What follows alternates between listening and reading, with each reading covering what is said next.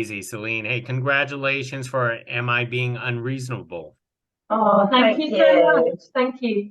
Hey, thank you. Thank you for speaking to us. So, have to ask this question with anybody and everybody is where the original idea actually came from for Am I Being Unreasonable?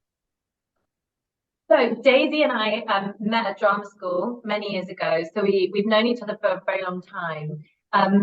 But it wasn't until the lockdown in 2020, the COVID lockdown, when we were all stuck at home, that we kind of really reconnected and we really bonded. We both had young kids at home, and we were both kind of, as I'm sure many people were, struggling with what it all meant now. The world was, changing so dramatically, and we just kind of had lots of conversations, and through those conversations we just had the idea to kind of, Daisy had already written a show before, and so she suggested writing something together, and yeah, just the stuff that we were interested in writing kind of gelled, and yeah, I think that was how we got started on it, wasn't it? We loved there's a sort of forum in the UK that's similar to Reddit, which is called Am I Being Unreasonable, which is mainly for sort of mums. And it will be questions like, am I being unreasonable because I made some cakes for the school bake and nobody bought any cakes of their own? Or am I being unreasonable because this kid's mum always dumps her kid on me after school? So we wanted to kind of explore that. That was the very early, because we were both struggling with motherhood, weren't we? And where we fit into that playground, the playground mum stuff. The kind of ecosystem of the school drop off and pick up and all the kids' parties and school plays and all of that kind of, yeah, all that fun stuff. I noticed the writing credits during the title sequence, it flips back and forth. Do you two write together, or do you write one episode at a time for each of you, and then kind of combine and work together? Well, we write together as much as we can. We don't live super close to each other, so we've been writing a lot on like Zoom and stuff, and yeah, but I think we always look for each other's kind of opinion, and because we're such close friends, it's almost like an extension of our friendship in a way, isn't it? And a lot of the dialogue will come out of just conversations that we've had or experiences that we've had, and it's a very kind of it's a kind of relaxed way of going through it, isn't it? Yeah. But yeah, we usually sit down, you on the laptop, I type, a couple of glasses of wine, walking around with my vape, dictating. I type and Daisy paces. That's the combination that we have. Yeah. Now, how do you balance between drama and comedy? Because you have deep elements of both into something like this, and the subjects are very serious in this series. I suppose what we cared about was writing what was truthful, and we've always found that. No, go ahead. Sorry. We've always found that like life isn't just one genre or another, and we used to get quite annoyed watching dramas, very serious dramas where there is literally zero comedy in them. Do you think, well, that's not truthful, because life is funny and it's sad, and sometimes it's quite thrilling and sometimes it's horrifying. So I think we would just try to make it as character-led as we possibly could.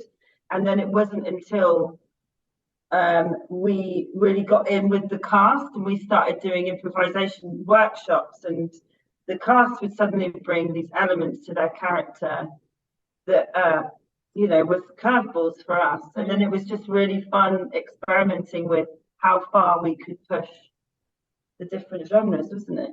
Yeah, I think we found, like Daisy was saying, in wanting to kind of get the most truthful, genuine reactions to some of the things we were talking about, it required us to kind of almost lean into that comedy, because that's what we would do if we were in those situations. Our kind of sense of humor is either our defense mechanism, or it's our coping mechanism, or it's something we would use to try and help someone else out, you know. And so it just felt, even though, like you say, they're quite deep, emotive sort of subject matters, it just felt very right to us that, in a way, the more serious something was, the more you'd lean into that kind of comedy of it, because it's how we probably would react in our own life.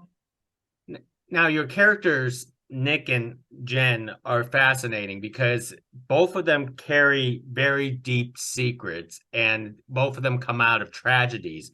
Could you talk more about developing those characters and starring as those characters themselves for the series?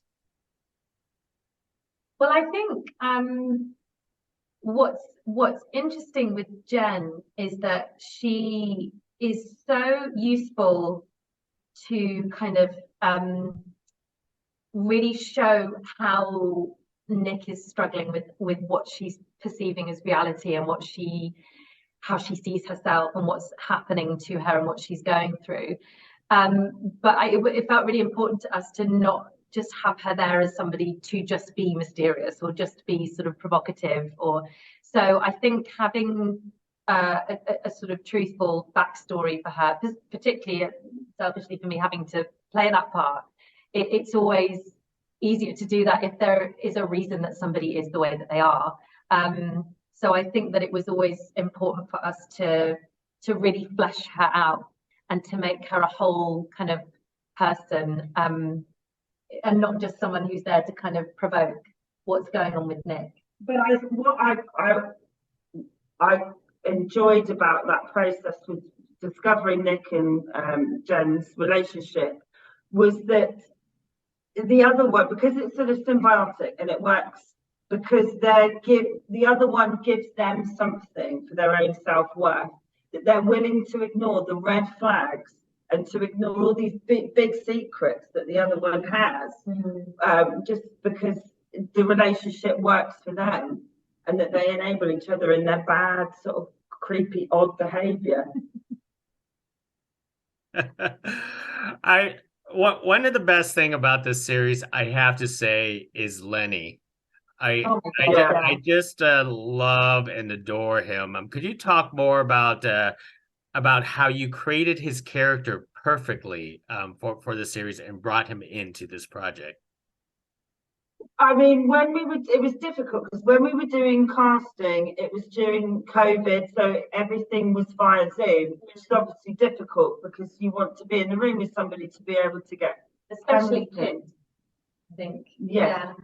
And when we saw his tape, it just, I mean, blew us away. Then we did a Zoom with him, and he was such a natural talent, and it felt even more exciting to have somebody that could be, I mean, he can do everything. He's so funny, and he's so brilliant at the improv, and it's like working with an adult, really.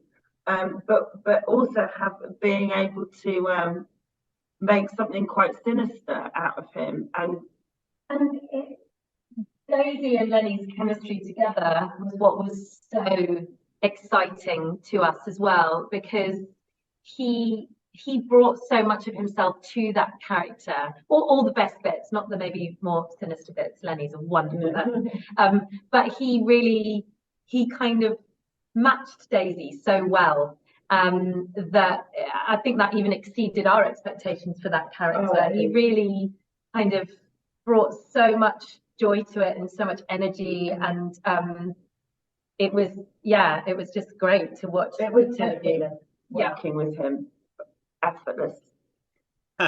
I know it was amazing. I thought at first you were definitely working with an adult. Didn't realize it was a kid. And just out of the blue, I'm curious, whose cat is it, or is it multiple cats? No, just one. Cat has just walked behind you as soon as you asked that question as well. That's so amazing. That's the universe. Whose cat? Sorry, for your question again. Whose cat was the real cat in the show? Oh, she's there again. I love it. Yeah. Oh, it was, what was she called? Tinkerbell. Tinkerbell. Yeah, and it was two cats, wasn't it? Tinkerbell and another one, and he was, but the orange cat at the beginning was extremely aggressive. He was, I mean, brilliantly so because it worked really well. But yeah, you can't. Yeah, you can't sort of control cats; they control us. Yes. Really. So, Just like the cat just now. I mean, perfect example. Perfect example. Yeah, so good. Well, most excellent. And are mentally, are you preparing for a second season already? We've started writing it, haven't we? So yeah, it's we're back in the strangeness of this world that we created, but it's exciting because we've got a cast now that we can write for, and that we know how we're going to push our actors and what their strengths are and what we'd like to see them do. So that's really exciting because it was just working sort of blind, wasn't it, last time? Yeah, and you know, it's a different experience this time around. But yeah, really enjoyable and yeah, exciting.